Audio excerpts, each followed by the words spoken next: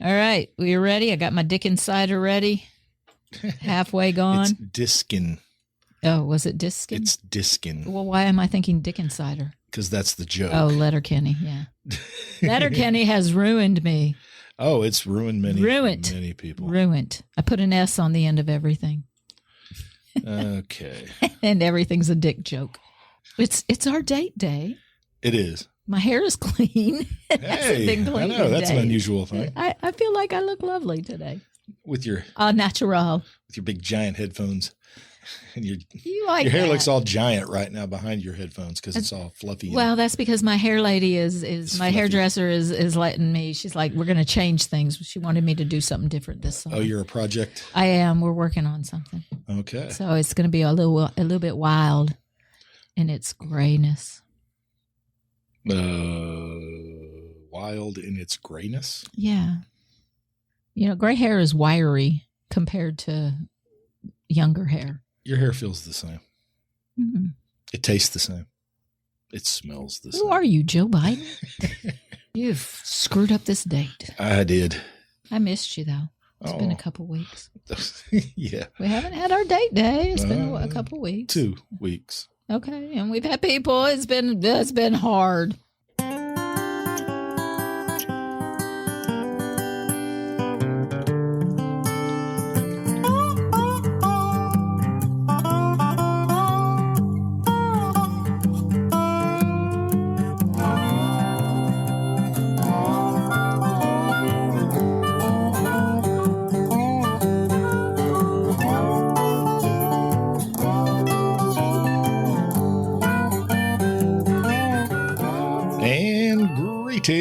This is the Long in the Boot podcast, the podcast coming to you from the heel of the boot of Southwest Louisiana.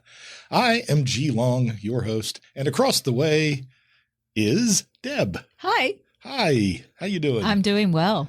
It's good to see you. It is good to see you. I've missed you. 2 weeks. I've missed our personal time. This is our personal time.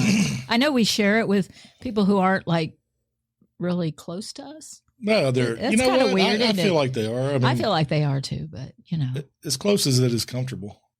That's exactly right. I mean, I don't ask too much of them. Post your baby pictures and your family pictures. Yeah, and I enjoy that, and it makes me smile and makes my heart happy. Talk to us occasionally and tell us things, and we'll tell you things. And by the way, if you see us in a store and we don't say something to many of you former students, I didn't recognize you. I just flat out didn't recognize I didn't recognize. Some of them don't change a lick. I know. From middle school, high school to adulthood, I know. Which is crazy. And then their kids become like a carbon copy. Sometimes it's their children that make me go. But I saw somebody post today, oh, sure, don't say hi. And it was somebody from the page. And I was like, oh, I wouldn't have known who that was. And then some of them just change dramatically. Guys, y'all may not realize, like to outsiders that don't see you all the time. Yeah. You don't look like your middle school self. No. Yeah.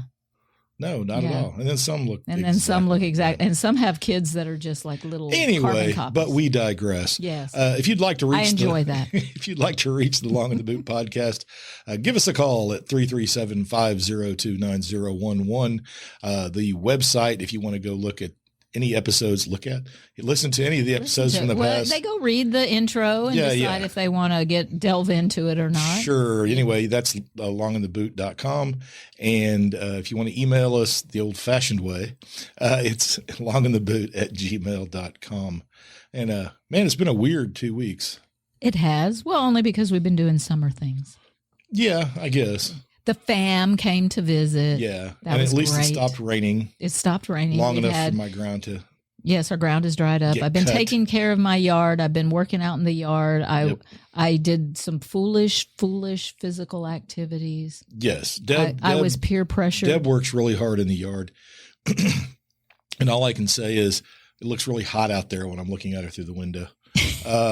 In the cool of the air conditioning. With the dogs going, you should get inside.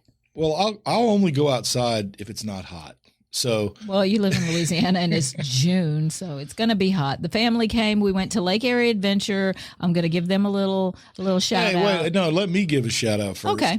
Deb did the ropes course at Lake Area Adventures. I want you to know that she did that. She's paying for it now. I am. But she actually did it, and it became became a thing, especially because she shouldn't have been. No, I should not have done it. And but the kids were there. The kids were there, and it's something I would have done 10 years ago readily without even a thought. And so I just pushed any age-related pains and to the back of my head. And my daughter-in-law went in front of me, and I will say there was a third grader behind me. A lot more upper body than lower body. Which lower body would have jacked you. Well, lower body, it was because my leg wasn't long enough. Like I was struggling to reach the platform with my tippy toe at some point because I couldn't. I wasn't long enough, Miss Long. You were too far away. Well, but I figured it out. It was a mental challenge as well as a physical challenge. Yes, it was. All right, so all you 59-year-olds out there, you can do it. If you want to. If you want to. I did not. No, we played some little 7 holes of golf. We did some games. The kids had a great time. I wanted to go in the jumping I do area. A risk assessment myself.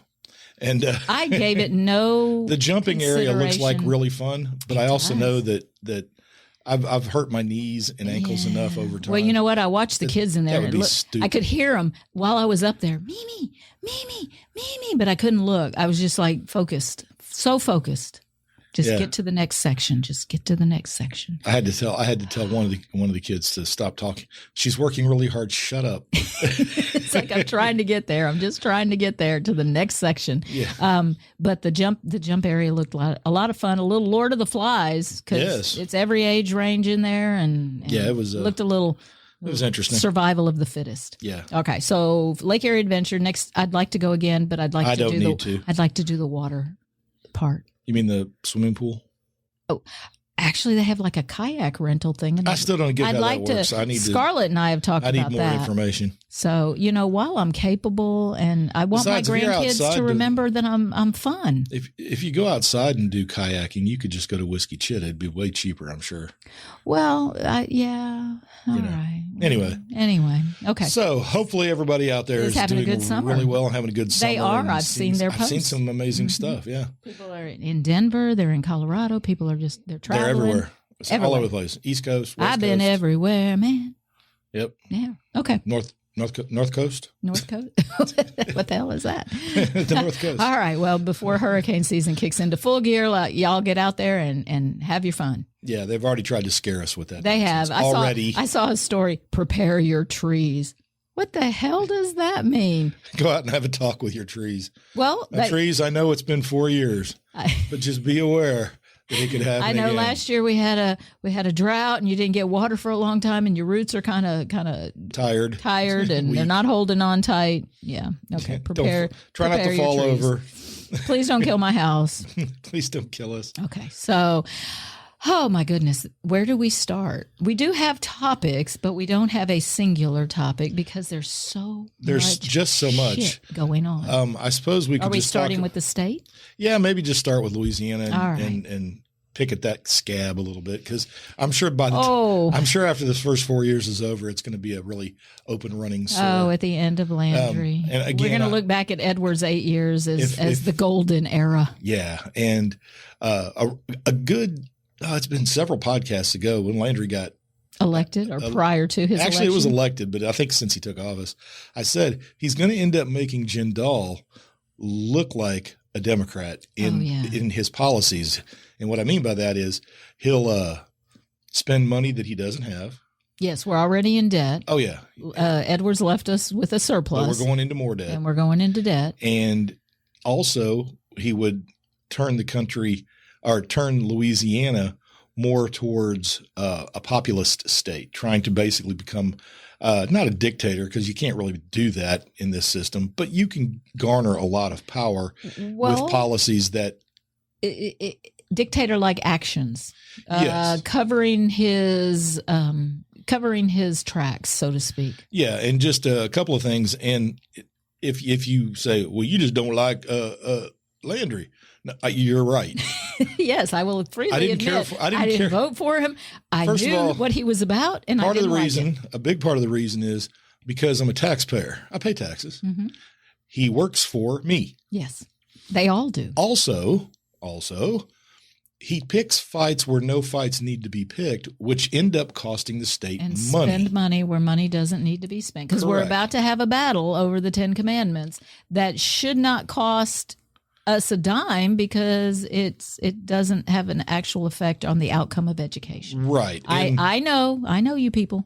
I've seen your posts. I've seen the people who agree with it and think it's a step in the right direction. But I'm telling you, it's a waste of resources and money and time. The only reason, first of all, let's just agree that the only reason this case is even happening or this thing was passed was as a legal test. Yes. They see the Supreme Court as being more conservative right now.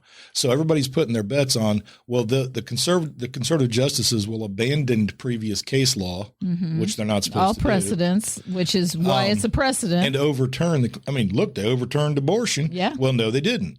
What they did is they put abortion back to the states. Yeah, they handed it back to the state. But that's not overturning. It's still legal to get an abortion in many states in the United States, and not the southern states, obviously, but it's not banned.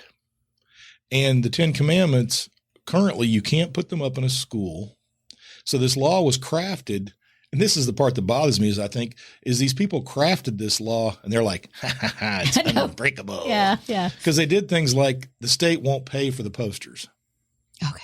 It's donations. Yes. And as the woman said in defense of it, I saw an interview with a councilwoman or somebody. She was a co-sponsor. She was a co-sponsor. Okay. She said, well, I mean, it's just a legal size piece of paper. It's not any bigger than that. They're going to need a microscope to even read it. It'll be quite clear. Well, then what's the point? I looked at the law. Everything's detailed. It has to read a certain way. It's an 11 by 17 sheet of paper. The font has to be a certain size. Yeah. And remember again that it's all being paid for by donated dollars. Okay. So that means then that the state. Yeah, but the legal fight is not going to be donated dollars. The problem is what you've done. Let's just for a moment say, hey, this can stand. Then you invite all the other religions to be able to post then you're in this. Remember, this was put up supposedly because of historical law. Yes, this is history. Like everybody who supports it is denying that it's religious. Yes. And the fact is, they're wrong. It's not religious. It's political. And here's the problem. Jeff Landry knows that. Yes. Many of the people that are supporting this thing it's political. Despite his sound, he is an intelligent man. And the history of the 10 Commandments, you can go read. There's a zillion things. But just understand that at the time that the 10 Commandments were created, which set? The set they're using? Well, the 10 out of the however many hundreds of 70 or whatever laws. And they've been reduced, and they're never called commandments, by the way. They're called words, the 10 words. They were a set of standards for the Jewish people to live under. At the time, it was understood by people in that part of the world, and this isn't debatable. In that part of the world, people understood that various areas were associated with various deities. Yes, they were not a monotheistic. Not yet. Not yet, no. The Jewish people had a main deity, and that was the deity you had to honor. The other ones, you just couldn't put them before. They were so the minor. First commandment, I am the Lord thy God. He is specifically talking gods before me to the Jewish people, and he says, you can't put any other gods before me. That acknowledges that they understood that there were other gods out there. What the Jews do, of course, is, well, we're right. Well, don't think for a minute that the other people weren't thinking the same thing. Yes, everybody's right. Everybody has their beliefs and they're right. And you get into the standard laws within the 10 Commandments, but it's not historically the law. You know what I mean? Mm-hmm. It's like the idea, you will not steal from your neighbor. Well, that's the law anyway. Yes. Do you think that it was okay to just go take shit from your neighbor before the 10 Commandments? God doesn't want you to do that? Come on. Don't bang your neighbor's wife. Well, do you think that might have been a problem before the 10 Commandments? See, it's historically, you have to put it in the right perspective. Okay. Does it belong in a classroom?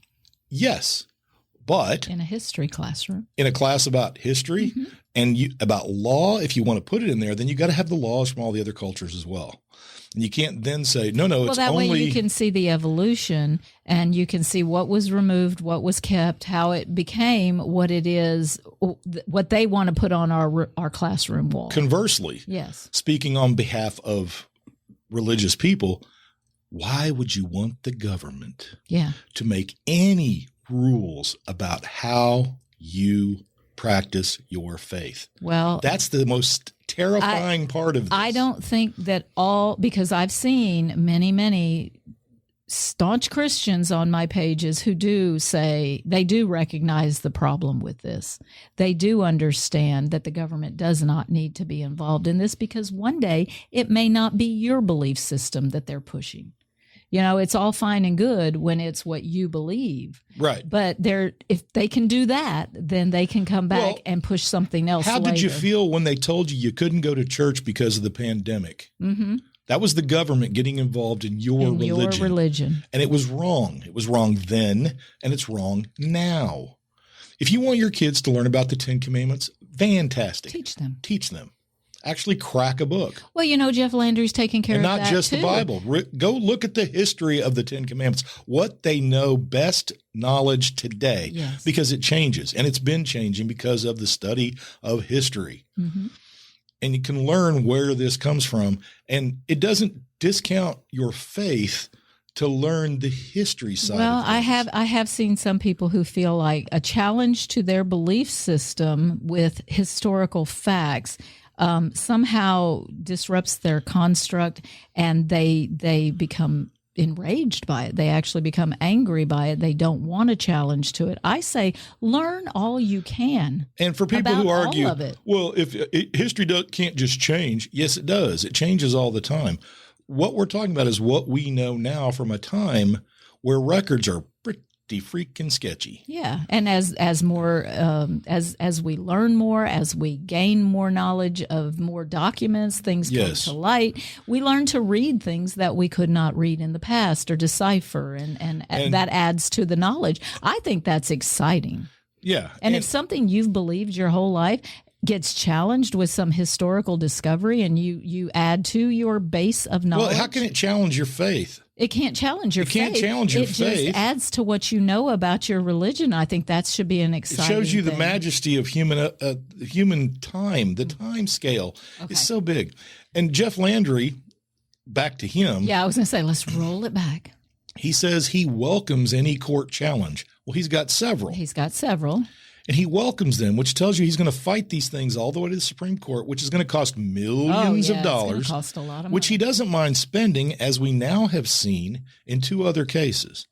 One is the signing so that private schools get tax dollars. Yes.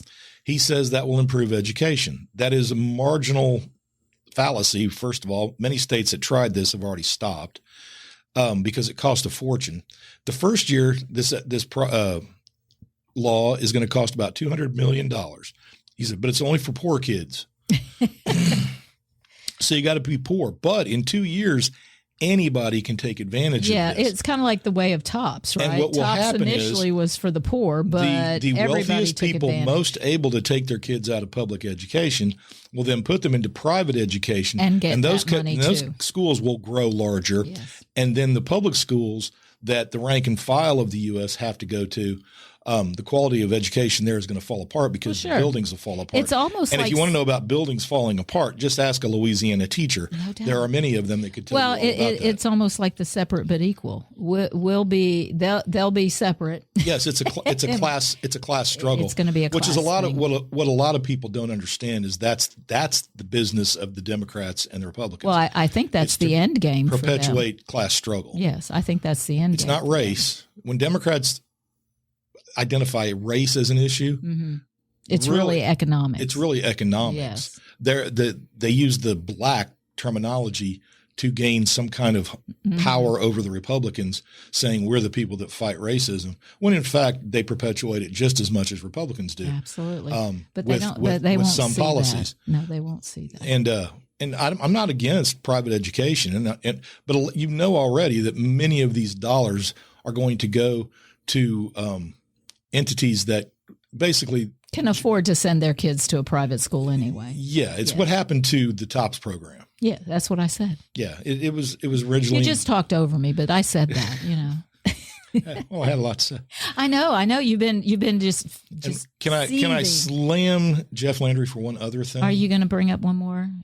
Actually, is it his backdoor way of getting his? Oh God, I forgot about that one. Okay. Yeah. Okay. Well, I wanted to talk. I wanted to talk about two things. Well, you'd already talked about the, surgical castration. Oh shit.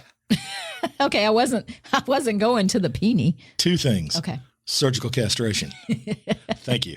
Okay. Not chemical? I've heard of chemical castration. Louisiana has now become the first state to allow surgical castration as punishment for child molesters. And while I am an absolute... I was going to say, I don't think our listeners are going to be upset by that. Here you go. Going to take the argument. I don't think you should surgically mutilate anyone. They harmed a child. Put them to death. Let the dad do it. No, put them to death. Oh, but then there's no chance of redemption. No. There's no chance of redemption. If it is so bad. Why isn't chemical castration just the issue? Okay, then how about we cut off the right hand of any murderer? We just cut it off.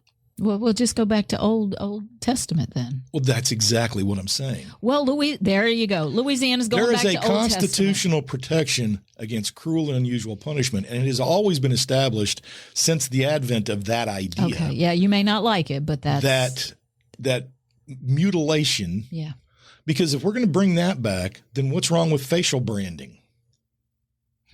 Surgical castration is unnecessary. Chemical castration will achieve the same effect. Well, and that was me. I feel like chemical castration surgical castration, I guess, is so that I don't come back from it. Well, you don't come back. Okay, I would imagine it. And how about we just lock them up? I would imagine. Well, we do, but it costs a lot of money. So at some point they let them out. They're still going to get out. But I would think either chemical or surgical castration is going to cause them to be angry. So now, actually, chemical castration, what it'll do is forces them to become more feminine. I mean, chemical castration has that effect. Yeah, because you're more estrogen, testosterone drops, and then you cry over sad movies. But we're doing and again, can't stand child molesters. Well, no, the lowest form of people. That is not acceptable in our society. And if you're found guilty of molesting a child, we're going to put a bullet in the back of your head. Can we add that to the 10 Commandments? Okay. Let's add that. Let's make that the 11th commandment. Death. We already have death as a punishment. You know what? We need to rewrite the 10 Commandments. We quibble over methods. We need to rewrite the 10 Commandments into a modern. Guillotine. Again, I am their penis?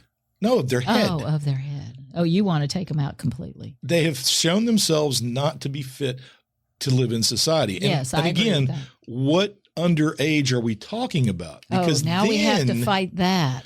Yeah, it's okay. Okay, because some states agree that 16 is.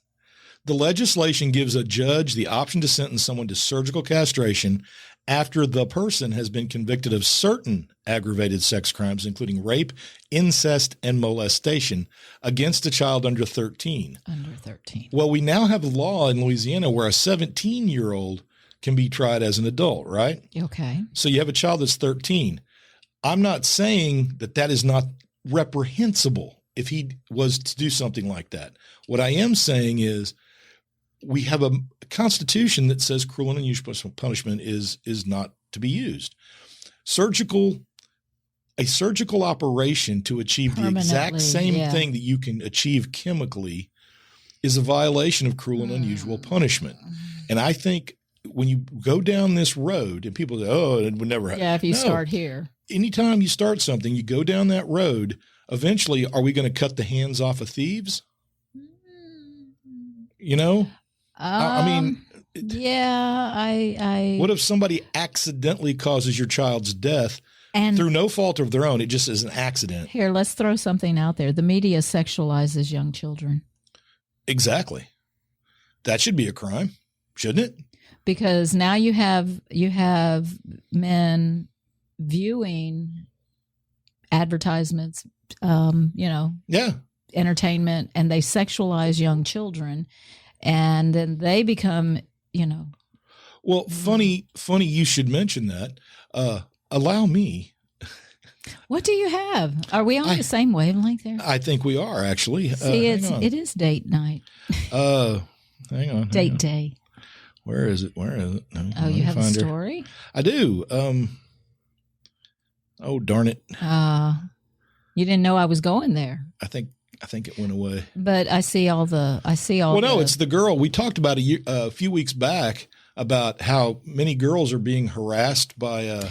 Oh, it was the mother whose daughter. Right. There was a new story. Yes, that girl's following has grown. Mother hasn't done anything to stop it. Well, she said though that she gets the most obscene comments, and she used to go through it and try to block it and stuff. But she does not stop her daughter's. She hired a company. Yeah, she hired a company to manage it. Yeah.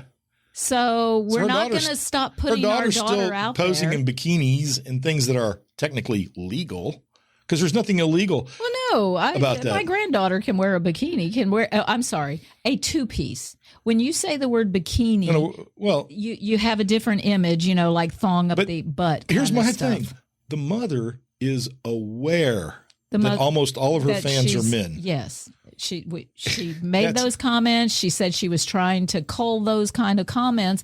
But you know what? As a mom, you see that coming through. You see that people are looking at your daughter and thinking those thoughts. How dare you leave her out there so that you can get a paycheck? And by the way, if you're saying men are pigs. Oh, yeah, it's the men. It's the men. By the way, if you're a female who gets caught molesting a 13-year-old, ovaries removed. Really? Think about that surgery. You don't procreate at all. Ever. Huh. Okay. So all those teachers, go Louisiana. Female teachers who go after the. Well, most would say they were 14. Okay. So that's what we're going to quibble on now? Yeah. 12 months? I know 25-year-olds that are not 13-year-olds. I've got phrases that have come into my head, and I'm not going to use them because I know their taste. And the other thing you brought up, man, I guess we're just going to ream Jeff today. I'm sorry, Governor Jeff. He works for us, baby. He works for us. He couldn't get his bill passed that would have made all communications between public officials. Yes, because everybody was secret. Upset. We talked about it. The news talked about it. Everybody contacted their congressman and everything. And the power of the people, baby. They did what they were supposed to do. It didn't pass. Unknown to most of the people, they did pass another law, which basically takes the branch that's responsible for answering public records requests and makes them immune from lawsuits. So when they deny a citizen, when they tell you no, or a newspaper or a journalist who's trying to get information about what was said or done. And this includes the police, by the way. So they can break the law and not be punished. With impunity. Yes, with impunity. No consequence. Yep. I feel an Edgar Allan Poe So they passed that happening. And he gladly signed it. Well, yeah, because it circumvents. So even though the people clearly made it known that they wanted public records to be just public. That public, it's not going to happen because now the people in charge of disseminating those apparently the people he puts in charge can't be charged because he's taken that right as a governor and said, they're immune. I'm going to appoint. They're on high. Yes. They don't have to answer to man's laws. Yeah. You can't force them to. And if they break the law. Well, what about public records? Do you see it in the 10 Commandments? See, I told you. We need to rewrite them. The 11th commandment. A modern set of. Thou shalt not hassle the governor when asking about what he says. Whatever. Yeah. What was said in Think about over the past 8 years, how many stories came out about bad cops doing bad things. And I realize cops are like, hey, no, they have immunity too. Police already have a long. They are given a lot of leeway by the courts because they have a difficult job. All of those videos of Ronald Green in Baton Rouge being basically beaten to death by the police, or those police. Yes, that was all would have been buried. We would have never gotten it. Well, and it was all public records. Wouldn't your life have been happier if you didn't know? No. Come on, happier? My life? No. Yeah. Well, if we don't know that our elected officials are doing, we should just be doomed. Well, ignorance is bliss. Shouldn't we know if our we public don't know- officials are breaking the law? Oh, but it makes me so uncomfortable. If you beat somebody who dies, should you have your hand cut off? I don't know. Yeah. I think they should just have somebody put their knee on your chest until This you makes can't me have to breathe do that anymore. brain thing. Okay. No. All right. It's all well, don't wrong. act like we're insulting our listeners. I'm not insulting anybody except the governor, Jeff Landry. And Okay. All right. We've spent 27 minutes on the elected governor, Jeff Landry. and that's 27 minutes too long. Okay. Well, no, I think it's important that we think about what it is that our elected officials are doing, and recognize that it is important who you go in and vote for, and that you should see the writing on the wall, I guess. Yeah. And Ron DeSantis, by the way, is about to do the same thing in Florida. Oh, sure. I think Florida and Louisiana now, I think we're like neck and neck. Oh, I think DeSantis and for the Landry Handmaid's Tale have a crush on each other. I think and so, they want to see who outdoes who. Yes. All right. All right. So there you go. That's it's sad. Anyway, I'm sad because it's all going to happen. Because I love my state. Well, and everything that I knew would happen is happening. And it's because Jeff Landry is not a man of the people. He's a man of his people. And he's not – look, he just vetoed – Can we use He just the word? vetoed a bill that would have made court cases more open. The business lobby wanted this thing to pass, and he said no. And it has to do with funding and billing for injury cases, especially trucks. Apparently in Louisiana, we have so many. Well, think about all the lawyers. Yeah. Big trucks, big trucks. Pharmaceutical and lawyers. That's the. There are many trucking companies that say if they didn't have to go through Louisiana, they wouldn't. Just wouldn't even drive through the state. Right, because they wouldn't spend tax dollars here. And what a person who claims injuries lawyers do is they overbill the hospital. They send them to a particular doctor who charges 10 extra, times. Yeah. And then it's a kickback, and we all know. Anyway, Landry vetoed that. We're not going to have tort. It's called tort reform.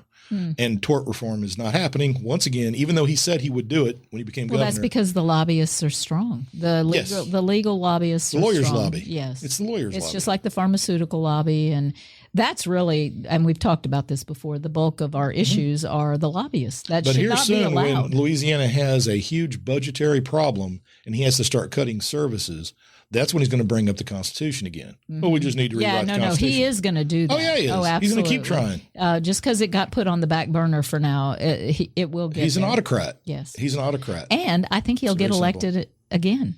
Maybe not. I think they'll give him the full. But he probably will. Yeah. It's really hard to unelect a governor. It is. And our they can only serve 2 terms, though. So I think the powers that be in this state. Let's see. What will I be? 60, 70?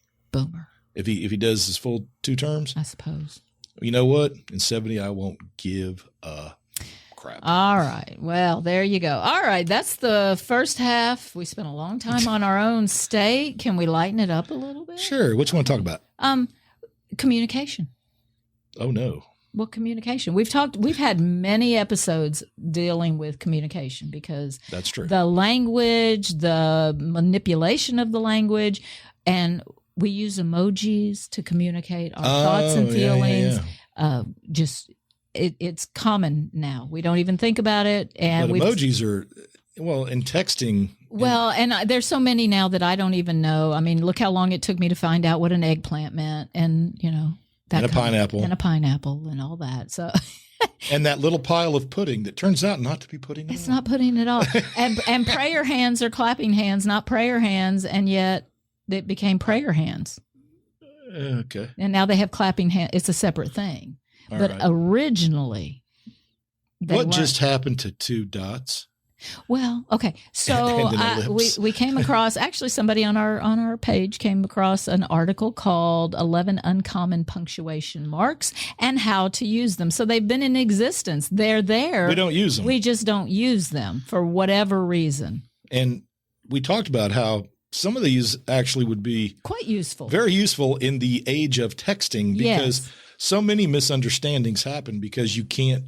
Because sarcasm and irony. Well, if you use sarcasm or irony with somebody who doesn't know you, then you just sound like a dick.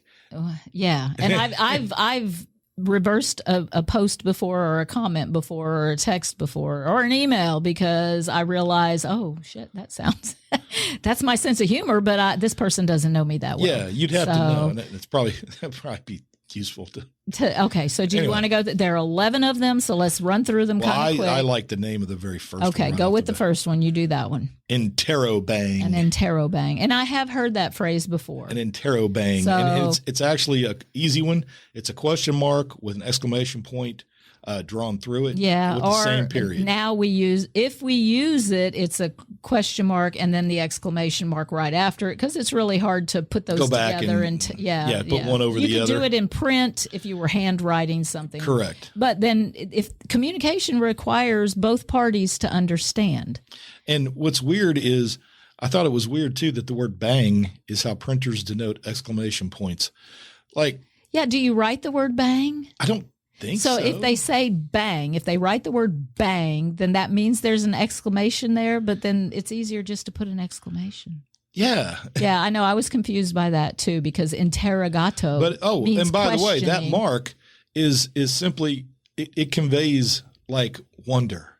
Yeah. The other one is incredulity, which is hard enough to say. Yeah, incredulity. But it's like if you saw somebody. Struggle.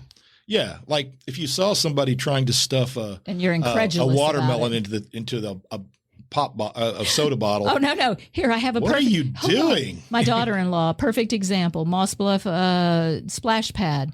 Oh, watching a woman put her Yeti cup under the water. She got water, filled her Yeti cup, and drank from it. Yes. And my argument first, my first question, splash pad. My first question she used splash pad water. Was she using that for her dog? And they said, no, we watched her drink it. Right. So clearly she doesn't understand how a splash pad is just recycled water from a container underground where those children pee all day long. And the water, it's not. It may be filtered. It's filtered, but it's not. It's not filtered for bacteria. It's not filtered for all those kids that go out there. No. Okay. So she's from another state, and there are signs, by the way, that say "Don't drink the water." Don't drink the water. And so you would ask that woman, "What are you doing?" Yeah. Well, we were all horrified. With an interrobang. Okay. With an interrobang. All right. Next one, and I've seen this one.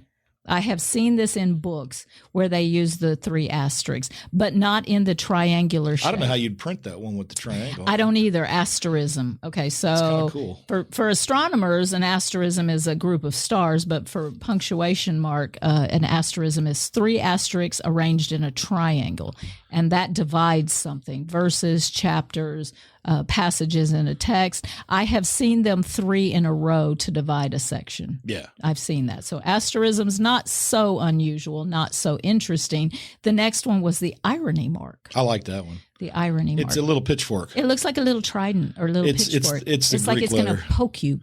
It's the psi. Yeah, it's the psi. Okay.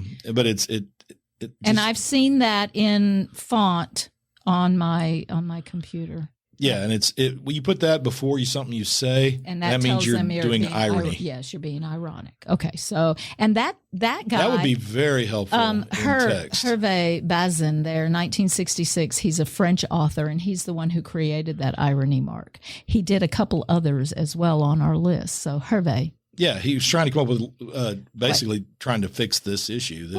He's trying to put feeling, and your author gives you a mood, and you got a sarcasm mark too. Sarc mark. And it's an exclamation point between brackets, parentheses, if you wish, to signify sarcasm. Okay, and you know what's funny though? If you look at that, sort of looks like a little tiny booty. It kind of does, except for is the dot on the exclamation the taint? That would be the rectum. No, that's the taint. I don't know. Oh, okay. All right. This is also very entertaining for people listening. We will post these stories on the Long in the Boot podcast group page. Yeah, so, join the group. Join the group. You may be on the Long in the Boot business page, but we're trying to get away from that. Many. We'll remind folks. After all, we all have so much to do. And I do think it's interesting that the Sarc mark didn't come along until 2010. Right. So it took a long time for us to recognize that we really needed something for that. So we go from the sark mark to the snark. I like the snark mark. The snarky mark. I'm being snarky. Which is just a period followed by a tilde. Yeah. Well, you're kind of an asshole. Well, at least, you know what? At least you can finally put that tilde button to some use. There you go. There you go. It's not copyrighted either, so anybody can use the snark mark. Yeah. And I like their example. Monday again, I'm so excited to go to work. So excited. Yeah, you need a mark for that so people don't think you're a psychotic who enjoys going to work on Monday. You dry sense of humor. All right, number 6, the preconnotation. Thank you. I struggle with pronunciation. Or percontation. But look, we go all the way back to the 1500s with an English printer named Henry Denham to try to show rhetoric. Which we have a rhetorical statement or question, and it just didn't catch on. It says most people know the context of a rhetorical question and don't need any kind of mark to indicate that. Yeah, I think that we do today. In text. Yes, in text, I think we do. But, does it actually tell you rhetorical question mark? Reversed? Oh, there we go. Reversed question mark at the end. So it's turned around. Yeah, you just make it backwards. Oh, is that like flying a flag in another direction? Like a Supreme Court justice? I was being snarky about Landry, and my rhetorical question was, I wonder what it's like to wake up every day and want to impose your views on everybody else. Did you use the reverse? I did not, but I should have. Do we know how to do that on a computer? Oh, to flip. Ooh, probably. Yeah, not. See, I don't think we can do that. See there. We need functions for this. All right, you people who write code. No, you can set up functions. That's why you have function buttons. Okay. So you could technically probably set that up. All right, come on. We got 11 of them to do. Oh, we don't need to do all of them. All right. Certitude. I like certainty. This one. Certainty. Capital letters. Capital letters. We adapted. It used to be a line through it. Well, I get yelled at all the time on social media. A lot of times old people use that. They're just all caps. They're angry. So it's more, I'm expressing my anger, and I'm going to use all capital letters. Okay. You have the doubt point, which is a letter Z-shaped question mark. With a cross. And it's disbelief. When you just flat out don't believe somebody. Yeah, I don't believe you. Well, but why don't you just call him a liar? Why don't you just go, I don't believe you. I don't believe you. Okay. And then you end it with that. I mean. Yeah. All right. Number 9, exclamation, comma. What? I can see how you would use it like an anchorman when he says San Diego. A whale's vagina. It's Spanish for a whale's vagina. And she says, I don't think that's correct. So if it was in print, that's what it would be. She'd have to use that. All right, there you go. Yeah. Exclamation, comma, and question, comma. Yeah, let's skip that. Hedra, number 10. We already used that. I used that. That's an actual paragraph. Yeah, paragraph symbol with the love first point. P. I like this one, and I want this one. Okay. Love point is 2 mirrored question marks that share the point at the bottom. So you can get font. I'm sure I'm sure it exists. It's very cute. It's probably a wingding. So instead of just sending somebody a little love, a little heart. I bet we need to go look at wingdings. I bet some of these are in there. I'll bet. Okay. I love though, you get done with everything and then it says becoming a proofreader. So do proofreaders use these? I used to teach the editing marks. I'm not going to do that. But none of these are on the editing marks for, I should do that. I should still do that. Teach editing marks at the beginning of the year. I use the paragraph one and I show them that all the time. I use the 3 lines under a letter to show it needs to be capitalized. I do, so yeah. All right. So, I do that. Since we're talking about words. Use your words, Glenn. I will. The world's largest airline pilot union has suggested that airmen and women. Notice here, airmen and women. Airwomen. Airmen, airwomen. Airmen and women stop using terms supposedly offensive to women and LGBTQ individuals, calling out terms such as cockpit as non-inclusive. Airline Pilots Association International. So if you're a female pilot, which represents 70,000 pilots. So this is no small group. Yeah, that's a big group. They have released a diversity, equity, and inclusion language guide. Thank goodness. Glad it happened. This is their quote. They list a bunch of terms and phrases to avoid, especially masculine generalizations, as that has been deemed to be non-inclusive. Yes, if you don't belong. If you are not in the cockpit. Inclusive language in communications is essential to our nation's solidarity and collective strength, and is an important factor in maintaining flight safety. What does it have to do with flight safety? The purpose of this language guide is to offer examples of terms and phrases that promote inclusion and equity. You don't want to enrage somebody in the cockpit. For instance, change the word cockpit to flight deck. Okay. Will you tell us why we use the term cockpit? The term has been and may be used in a derogatory way to exclude women in the piloting profession. I've met women pilots. They've been in the cockpit they say quite some cockpit. time. They say cockpit. They don't feel weird about it. No. Many women have heard a variation of "it is called a cockpit for a reason" by a male pilot, suggesting women do not belong in the piloting profession, the guide says. Oh. The problem with that, of course, is that cockpit has nothing to do with a guy. Yeah. In fact, if the word cock is in something, if it's I don't know, 1900, talking about chickens. And okay. Well, but that's where the term comes from. That's how it got its name. I'm willing to say that our language has been, evolving all the time, and I understand why we change some things. And okay, I can live with that. Let me finish. In the 18th century, the cockpit was where surgeons treated the wounded on a ship while it was in battle. The cockpit. Where the chickens Because it had high walls, it was boisterous, it was tense, just like a cockfight. Okay. That's what it looked like. Okay. The confined space and all the craziness that goes on, when airplanes first came about, it was a lot of work to fly one, and it became known as the cockpit. Because it's like a battle. They want it to be replaced with flight deck. And of course, all right, it's going to happen. Similarly, they are calling for the words manned and men to be avoided if they're anywhere in anything. Okay. So, for instance, manpower. No, it's people power. People power. Who will provide the people power to support this event? Okay, you know what? Those are easy. That's not difficult. I know. Okay, whatever. We're going to move into the They also advise against using the terms mother or father. The phrasing could alienate different family structures. Oh, God, what are we going to do on the 10 Commandments? Such as caregivers and same-sex How are parents. you going to obey your mother and father? Similarly, husband and wife or boyfriend, girlfriend should be avoided since the phrases could ignore same-sex couples. No, I just say your partner.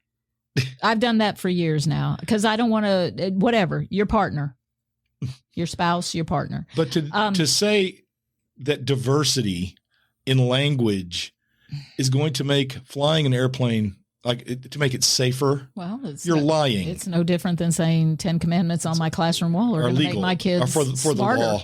It's going to help them be smarter. Okay, can I move on to my woman's story? Is it a woman's story? No, it's not. But it's the kind of crap I pick up. So. Well, it's going to be the last story. It is going to be the last story because you've used all my time. Yep. I needed 20 minutes and you took 5 minutes with your cock shit. Okay. Now I'm angry. Here we go. Hey, man. No. I'm fighting for men, baby.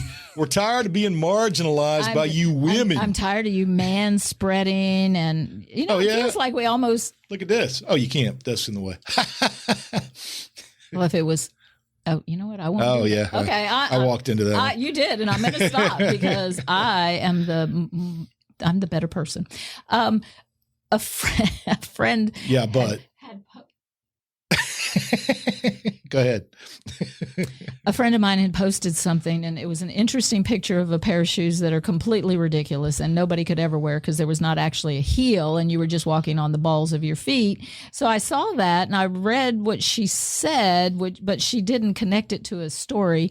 She said, I was reading a story about socks, which got my attention. But this image of this shoe drew me away from it. And so I said, what was she reading about socks? That's weird. So I said, all right, let's look at the history of socks. And we've done clothing. And we needed this story to end it with a happy thought. With a happy thought. Thank you, Barbara. Yes, thank you, Lady Babs. And those shoes were ridiculous, and I bet a man came up with them. I'm sure. All right, so we came up with the bra, didn't we? The man's ear? No. Oh, okay. We assume that cavemen, in 5000 BC were wearing things on their feet because we've seen it on cave paintings, because you're going to have to protect your feet, you gotta right? Protect something your feet. to cover them. Plant matter, it's nothing exists right. It actually, but we do see it in cave paintings, so they do speculate. I'm sure calluses were very important. I'm sure. And you needed to keep your feet dry, and you need to protect them because, cateria and stuff. Cavemen, you're going to die of an infection. Well, you need your feet. Yes. In a time with no grocery stores, you better have feet. That's right. So a few thousand years later, the Greeks mentioned socks. A poet named Hesiod wrote about something called pialoli in a poem called Works and Days in the 8th century. Pialoli. And he talked about a type of foot covering that was made from matted animal hair and worn under sandals. It's felt.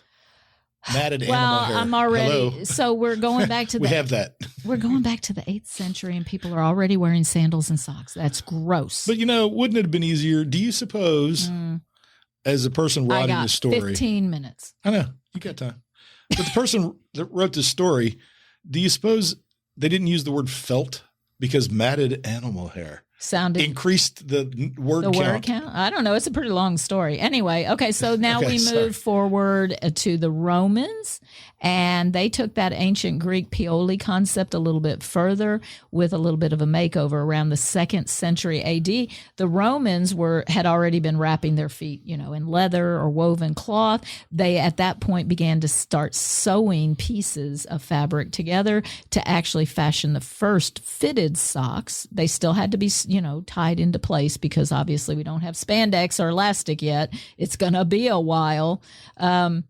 So ancient civilizations, of course, had nothing like what we have today. The Egyptians were the first ones to kind of get it actually more like what our modern socks have. And I sent you an image of that sock I'm looking at the Smithsonian has. So back around 300 to 500 AD, the first actual knit socks were made in ancient Egypt. Those socks, if it wasn't for the fact that they had the freakishly split split toe, like a pig's trotter, so that they could be worn with sandals. Again, I still think we're still doing that. I think they wanted to put socks on their pigs. Okay. Well, the technique they used, and I guess knitting people, crocheting people would know, null binding. They spelled it with 2 A's, null binding, but it's NAL binding. So those socks then they had weaving and they were dyeing the fabric, right? Yeah. So the bridge of the foot was accommodated in that design. So it must have been a little bit better. Well, now let's fast forward to the Middle Ages.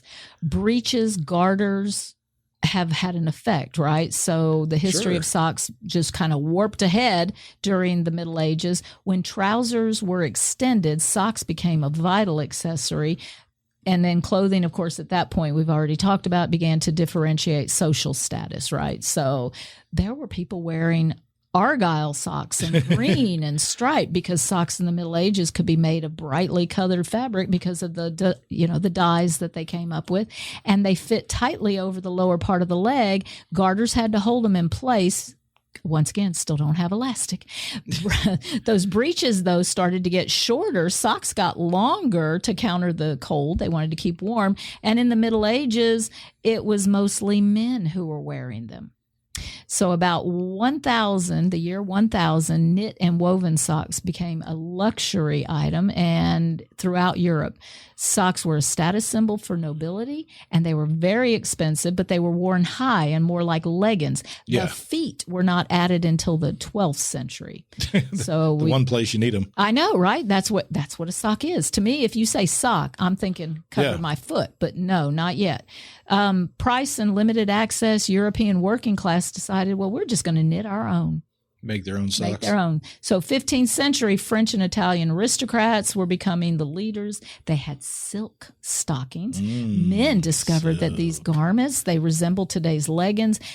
Ease of movement, they could move around quickly, easily, and it showed off their shapely legs. Yes, men were the primary wearers of those stockings. Of course. Now, the British see this going on. They jump on board, and they start adopting these knitted silk stockings. So somewhere around 1490. They became all the rage. Yes, breeches and hand-knitted hosiery were made into one single garment that we would call tights today. And no one was ashamed to show off their tights in public.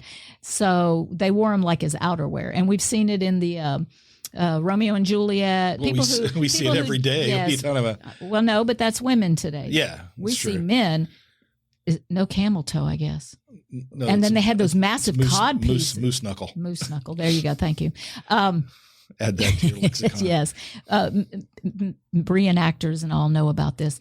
So we get to silk, velvet, wool. You could have each leg in a different color. The heritage of the Argyle socks goes back to the Scottish tartans, and that could actually tell your ancestry, a man's ancestry, by the colors of the tartan, the pattern, the design. Of the socks, it could show families coming together, conquered territory. So tartan socks and Argyle socks were really important as a symbol, as a way of all right. So now we get to the 1500s. I know you say like she's already done the Middle Ages. That's not the you're in the Elizabethan time. Okay, England, sock police. Oh yeah, you got to have sock police. In England, you couldn't get away with wearing bright orange or sunflower yellow socks or spotted dots or anything like that. They'd put you in jail. So 1589, a clergyman named William Lee developed a knitting machine. And he knitted a pair of socks for Queen Elizabeth I, a black pair of socks, and gave them to her because he was trying to get his machine patented. And Elizabeth's I don't think so. She wanted nothing to do with it. Yep. Well, Lee caught the attention of Henry in France, and Henry said, "Hey, come over here and I'll give you a patent." And that began the mass production. Right now we've got actual machines being produced to like a factory kind of thing, right? They produce stockings, knitting. Now they can do sizes. Yes, an enormous variety of patterns. It just spread like wildfire. People were like, "Oh, this is the best thing ever." Socks became the fashion. Not only were lengths changing, we had mid-calf to knee, eventually to mid-thigh. More colors were coming into fashion. Just a huge abundance of materials. Then in the 17th century, the thing that changed it all. No, it's not sugar. Cotton. Cotton. Cotton. Abundance of they're natural, the king of the grill. Yes. They are. If you come to Lake Charles, you better go to Cotton's. Cotton's and the get king you of the a grill. burger. Get yourself an old fashioned. Yes. Don't worry about Five Guys and their $60 two-party hamburgers and fries. Yeah, I'm doing a commercial for Cotton's. That's right. I'm saying Cotton's king of the grill. It's gratis. Yes. Best hamburgers ever. Yes. Cotton's best hamburgers ever. All right. I can taste it right now. Call ahead. Make sure you know the hours before you show up. Definitely. Oak Park. I go to Oak Park. Yeah. So there you go. All right. Industrial Revolution. Now we've got cotton. Just a major leap, right? Because it's the Industrial Revolution. However, it's putting home workers out of business. Those poor women who have been at home doing socks, Well, it's corporations taking people's jobs. I want to tell you how old I am. I learned how to darn socks when I was a young girl, and we used the nylon egg, the plastic egg that the hose, the pantyhose legs came in, and that was what we used. We'd put that in the sock, and that's how we would darn a sock. Okay. Trousers at this time in history once again started to get longer. Socks got shorter. So now what we know as stockings are now socks. The evolution did not stop, though. In 1938, we get nylon. Yeah. Then we get nylons, and then there's this damn war thing. Who do you suppose the first guy was who got socks, just regular guy, maybe even an aristocrat, and said, "You're not going to believe this, man. Check this out. My boots don't stink."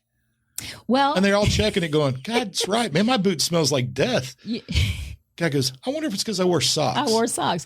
And, that can't be it. I read Lady Bab's story. I saw her picture, and I thought about the sock thing, but I didn't look it up at that moment. But then later that day, I told my granddaughter Annabelle to go in the house and just, get her shoes on and come out to help me do something. We were creating a garden totem. And she said, "Mommy will be mad. I don't have any socks on. I can't wear my shoes without socks." And I said, All right, if that's mom's rule, then go get Mimi's flip-flops, because even though she's a 5th grader, she had big feet. She's got the same size feet I have. She's already taller than you. She is taller than me. And so that made those two things combined made me go, I need to go look up socks, because, that's a rule. And so it is pretty interesting, today, but I still think this picture from the Smithsonian of these socks. Well, we'll post it. So today, no show socks. Ankle-length socks, quarter-length socks, crew-length, and mid-calf, cheap. You can get socks knee-high. cheap. No, I beg to differ. Socks are not cheap. You can get socks cheap. Thigh-high. Well, I don't know anything about and that. We have elastic. So in your face Middle Ages. Hey, look, in the 70s, when Russian wrestlers would come to the United States, they did not have the elastic market. In the 70s. In the 70s, the collegiate wrestling teams would come over. And that's one of the things that they would want is socks, blue jeans and socks. Socks that would stay up. Yeah. And we take it for granted, people. Life is good. I've gotten to where I like those. They're the socks for. Oh, the compression socks. Compression socks? Mm-hmm. Love them. Please don't wear them with sandals. Well, no, I would never. I stop you. I would never do that. I won't wear socks with sandals. But reading the stories, I realized that the fashion of socks and sandals together is ancient. Yeah. And I don't harbor a grudge against people who wear their Crocs with socks, because your feet get all sweaty inside the Crocs, But I know some people are like, socks with Crocs. I know it rhymes. Socks with Crocs is Watching stupid. You say that. It's I know. funny. I got to be careful. Something else is wanting to come out, and that's just it. When you say it, socks with Crocs. Okay. All right. Crocs with socks.